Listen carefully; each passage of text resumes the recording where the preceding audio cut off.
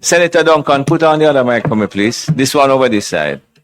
Good. Thank you very much, Senator Duncan. Proceed, please. Okay.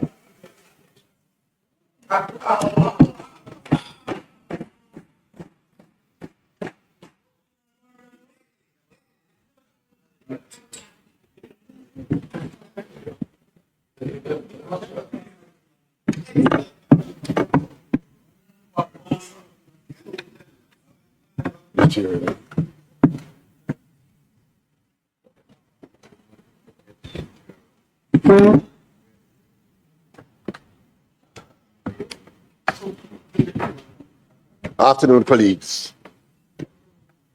Mr. President, I rise in support of the National Reconstruction and Resilience Authority bill. And I do so because I say, without any doubt in my mind, that it is in the best interest of Jamaica.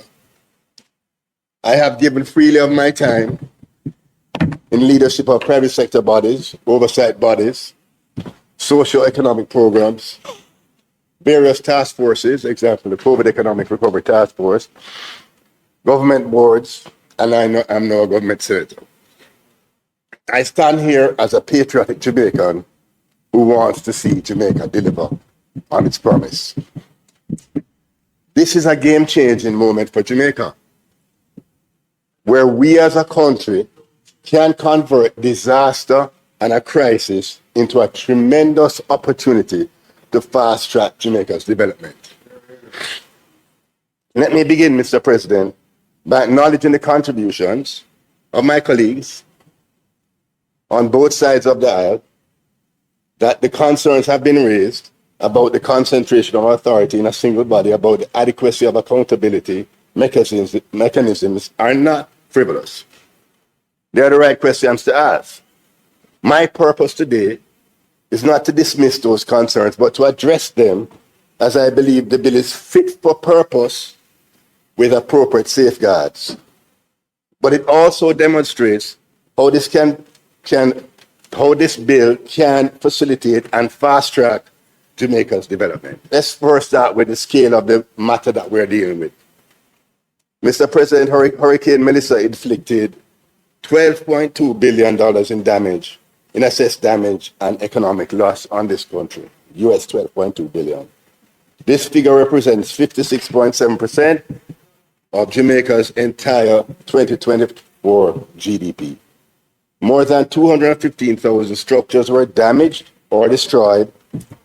Black River and Falmouth, two of our more historic towns, face not repair but comprehensive reconstructions. Roads, bridges, schools, hospitals, and community infrastructure across western parishes sustained damage at a scale that this country has never experienced in modern history. $12.2 billion in damage in a country where our economy last year generated $21 billion of output. We're not talking about a bad hurricane season that requires some patching work and some insurance claims and a supplementary budget. We're talking about a catastrophic event that has damaged or destroyed the physical fabric of a significant portion of this nation. This government was able to source a very significant multilateral financing package of US $6.7 billion, built on the credibility of performance and discipline by the government.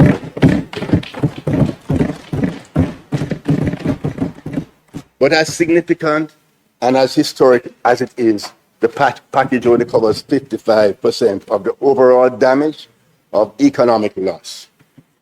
It leaves a financing gap of US $5.5 billion. $5.5 billion. This gap cannot be closed by public borrowing.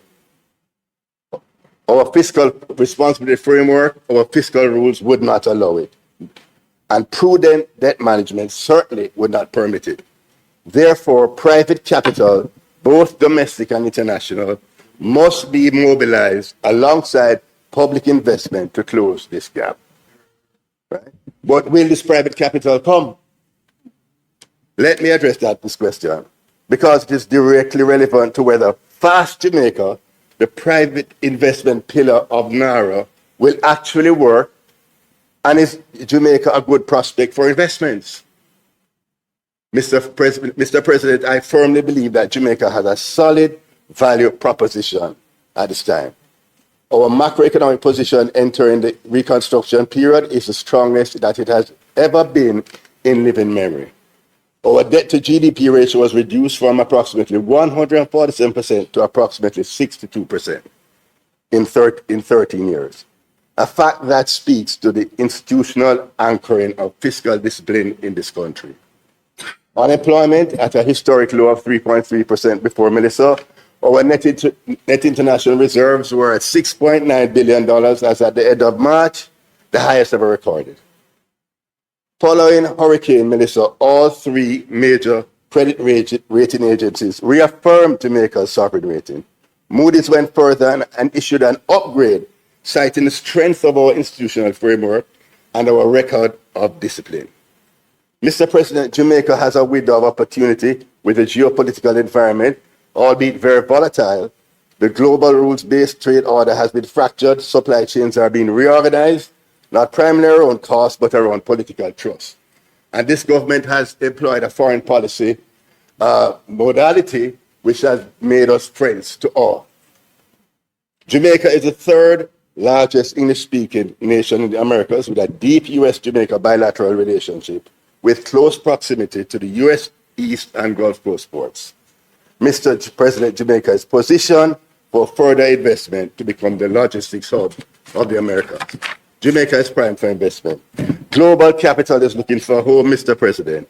Our job is to build the legal architecture that says Jamaica is ready, the pathway is clear, and our project will be executed at speed and without having to navigate a bureaucratic maze.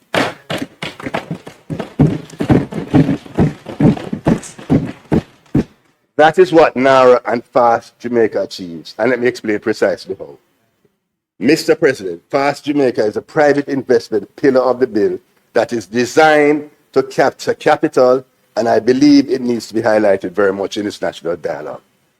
Fast Jamaica, the facilitated acceleration of strategic transformation, the framework creates a legally enabled expeditious pathway for private investment projects above a threshold of US $15 million across 12 designated priority sectors.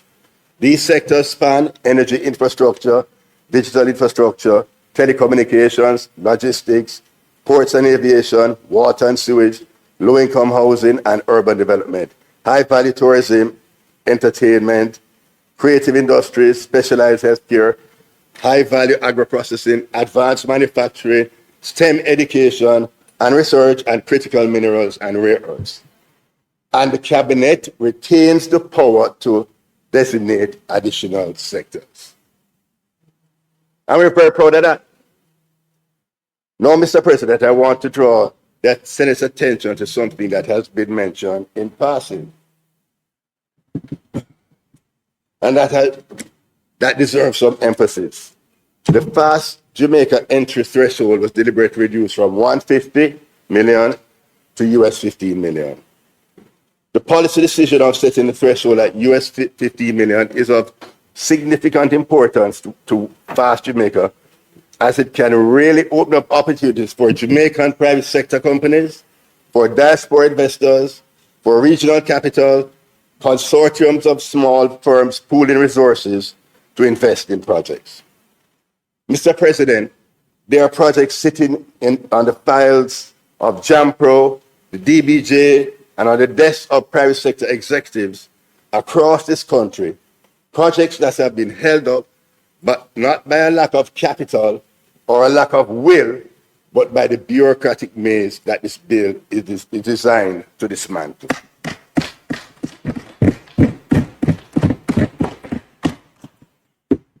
The process for accessing Fast Jamaica is transparent and sequential. An investor submits the project for assessment. The government assesses for strategic merit, economic impact, national interest, and recommends to cabinet whether to proceed and on what terms. Cabinet then designates as a strategic investment project triggering the Fast Jamaica Pathway. NARA then uses its powers under the bill to coordinate approvals across all relevant agencies. Mr. President, my hope is that with NARA, the era of proposals sitting on desk for years is finally over, and private capital will come to the table and utilize the fast bill and close this funding gap of US $5.5 billion. And of course, as we go through this project as a country and as a government that learns and adapts, we would expect that over this period, that all of the challenges that we have seen in the procurement process, in all of these approval processes, in the bureaucracy, that they will be addressed. And I know for sure that the procurement policy is being looked at as we speak. And therefore, at the end of the day and at the end of this period, when we see what works best, we expect that we will adapt best practices going forward.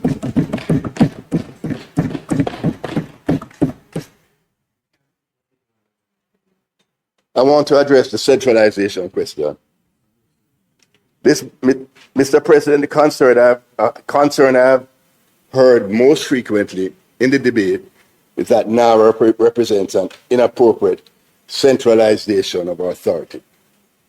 That it consolidates too much power in a single body, that it displaces existing agencies and establishes processes in ways that are constitutionally or institutionally problematic.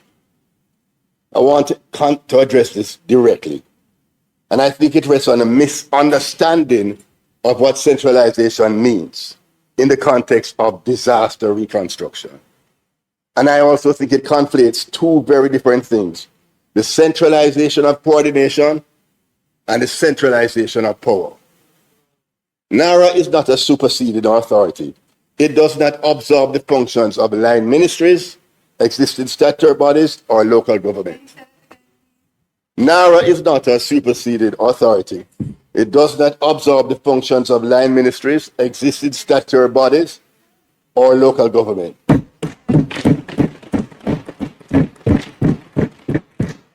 What it does and what it must do is serve as a single point of national coordination across all those entities. It eliminates fragmentation, it eliminates inter-agency delay, it eliminates a situation familiar to every Jamaican who has ever watched a government project move from conception to groundbreaking, where a proposal that has cabinet approval still sits on seven different desks, awaiting 7 different sign-offs from 7 different agencies, operating on 7 different timelines with 7 different institutional priorities. I have been in the private sector all my professional life, and I can tell you without qualification that many serious investment proposals do not get executed in Jamaica due to the bureaucratic nightmare. This is the problem that this bill solves.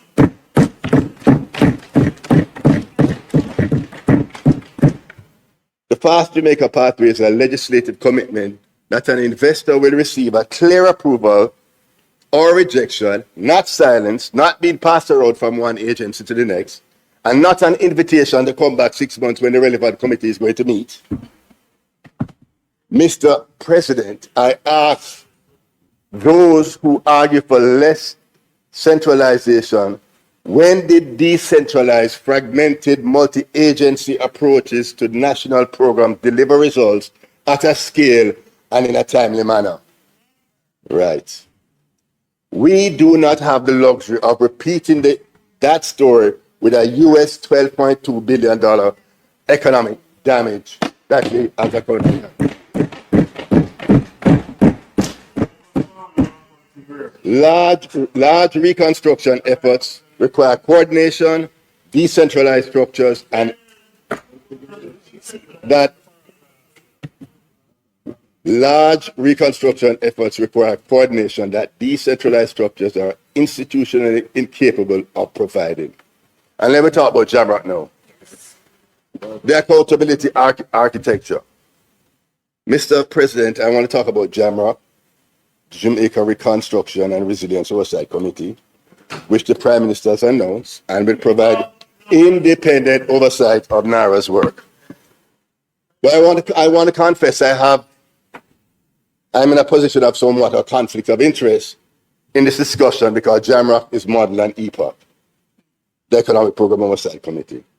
EPOC was a social consensus body that I advocated for and worked closely with Dr. Peter Phillips, and I will tell you how this happened, Ramon, because you need to know the facts, my brethren.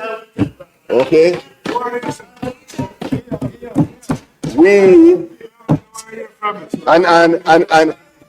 and Ramon and Senator Ferguson, Small Ferguson and I, Senator Small Ferguson and I work very closely together. Right now. But he was their own because he was their own at the time. And I myself and another CEO of another financial sector company sat down with Dr. Peter Phillips, and I said to Dr. Phillips, we are not signing that debt exchange agreement unless we get an oversight body. That is how EPOC came about. Okay? And I worked closely with Dr. Peter Phillips. We agreed on who would sit on this body. Dr. Peter Phillips, we agreed on the unions, we agreed on agriculture, we agreed on small business, we agreed on the financial sector, we agreed on that's agriculture and small business, the unions. We agreed that would be the representation on EPOC, Dr. Peter Phillips and I. I went to my office and I wrote the terms of reference with Mike Hilton and Mark Harrison, and EPOC was signed off the following morning. Okay? We're going to get to it. Right? So EPOC was not conceptualized by the PNP. The financial sector came to the table. You did.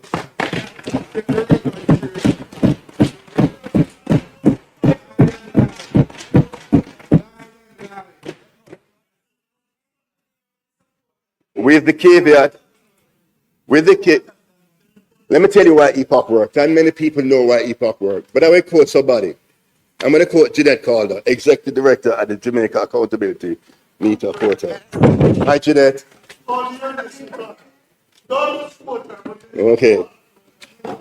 There is no more powerful tool for oversight than social consensus. And EPOC carried us through the economic reform program. It played a role in keeping the opposition then on side, keeping us informed, working with the Minister of Finance. End of quote. EPOC was created in 2013 to provide independent oversight of the program, IMF Extended Fund Facility, but it continued outside of IMF programs, because in 2019 we seized the IMF program. In 2020, after COVID, 2021 or so, we went back to the IMF in then. So it oversaw Jamaica's economic reform program with or without an IMF agreement, right? And EPOC was wowed down as the central bank got independence, and the Independent Fiscal Commission was established. Then the institutional framework was in play, right?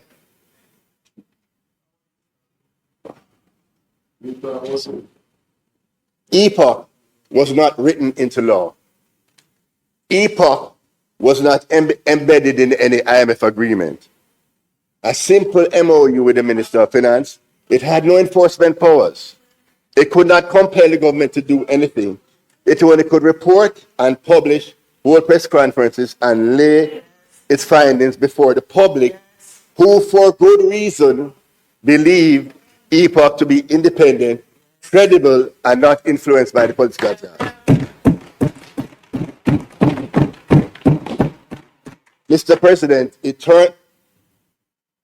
turned out that these limited powers exercised with rigor and with a genuine commitment were more effective at driving government accountability than many mechanisms with far more formal authority. EPOC held two political administrations to account, It reported when targets were met and when they were missed.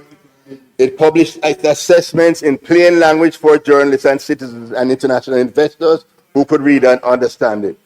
It demonstrated that a civil society-led, non-partisan, public reported body could maintain its integrity through changes of government, through political pressures, through economic turbulence, and through the occasional, very uncomfortable conversations that we would have had with either side of the aisle.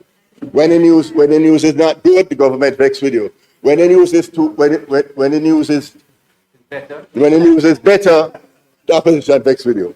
When the government outperforms, the opposition is vexed with you because you highlight our performance, right?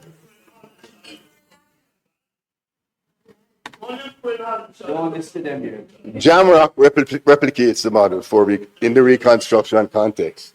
Jamrock is a functional replication of EPOC, which many view as highly successful and with an effective public accountability mechanism. As the IMF and the World Bank relied heavily on IDB, relied heavily on those reports from EPOC and those consultations with EPOC, so will the IMF and World Bank, IDB, and the other agencies who are funding the $6.7 billion of recovery rely on Jamrock for the independent oversight that it will provide.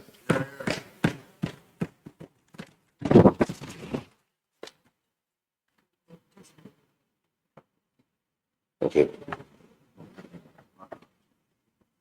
Jamrock will be chaired by Professor Peter Blair Hedry of Stanford University, a Jamaican economist of international standing, with the independence, the credibility, and the platform to report without fear or favor.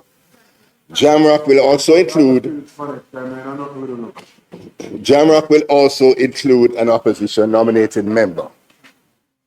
So, as with EPOC, Jamrock is not written into legislation and is not in the NARA Act, but Jamrock can be just and effective as social consensus oversight body.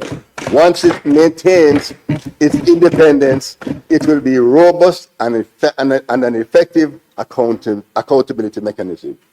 I am endorsing Jamrock and encouraging all well-thinking Jamaicans to do so.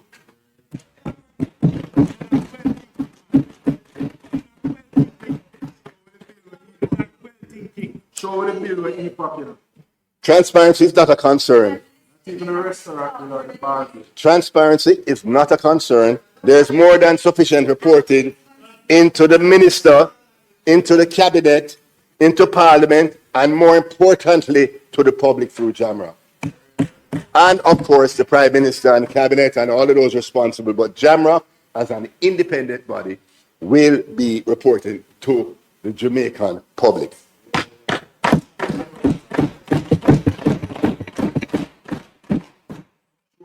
In addition, NARA is required under the bill to lay before Parliament its annual report and audited financial statements. NARA will have at all times an electronic list of all reconstruction and resilience projects public transparency. Additionally, NARA will be subject to independent external audit integrity commission, and the Auditor General shall be entitled at all times to examine the accounts and other records in relation to the authority. That's in the bill, right? The PAC and the PAAC retains their full oversight roles. Cabinet retains full authority over all major projects and agreements, as it should under our democratic and constitutional arrangement.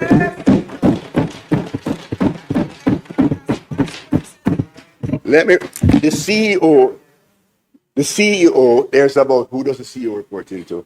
The CEO reports into the minister who reports into the cabinet, and the chairman of the cabinet is the Honorable Dr. Andrew Michael Holness, is the chairman of the cabinet. You could not be reporting to a higher body than the cabinet. That's enshrined in our constitution.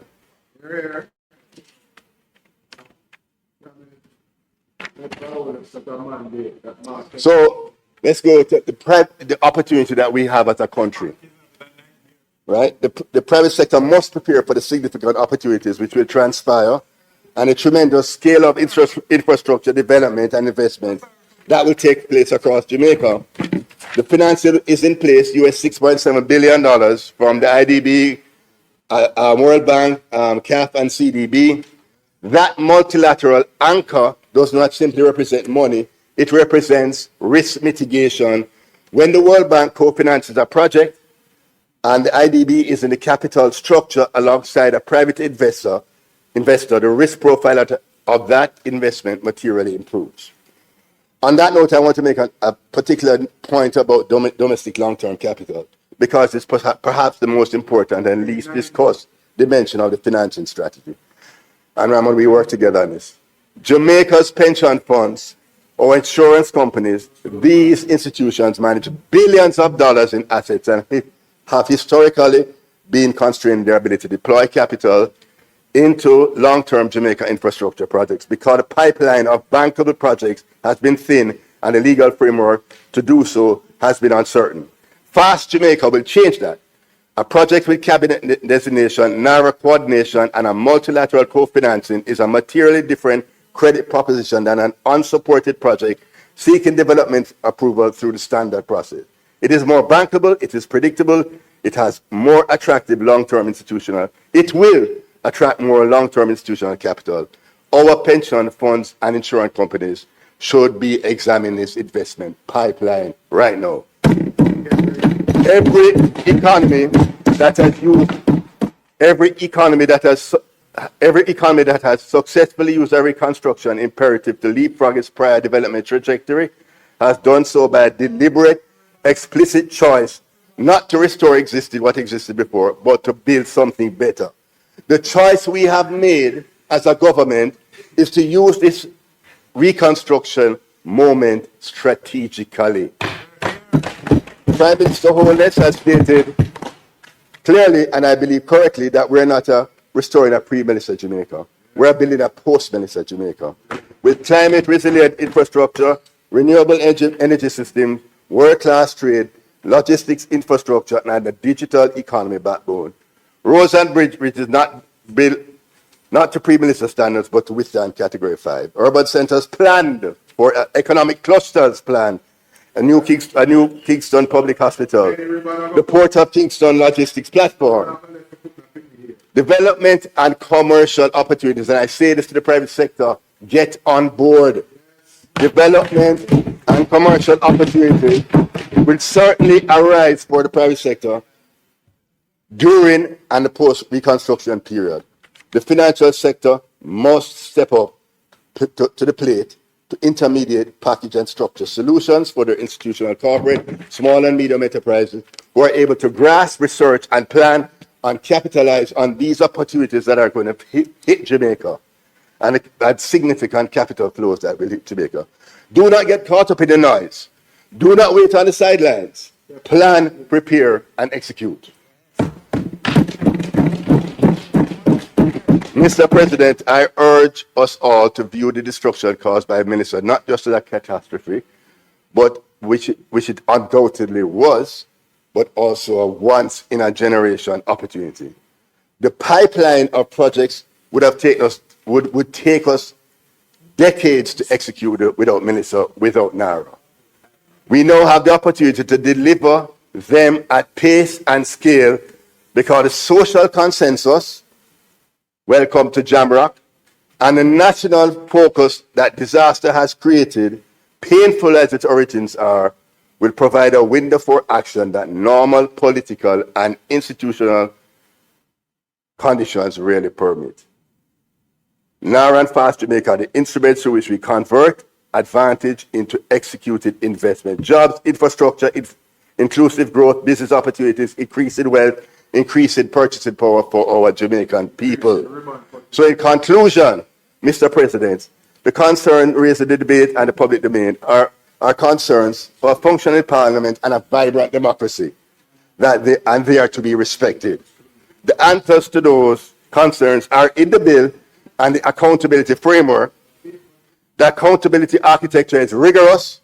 The governance framework is multi-layered. the private investment pathway is thoughtfully designed to be inclusive and fit for purpose. This bill is built for purpose. This bill is purpose-built for the task, a time-bound national delivery mandate. So with the same national spirit that we embraced the fiscal policy framework and the fiscal rules, when this debate is over and this bill is passed, let's work constructively. One Jamaica. Let's work constructively and continue our efforts to build a better Jamaica, which we all aspire to. Mr. President, I commend the bill to the Senate. Thank you.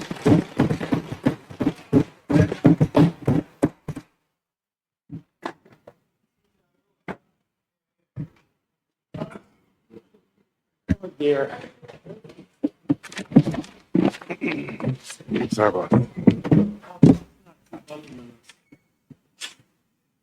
Thank you,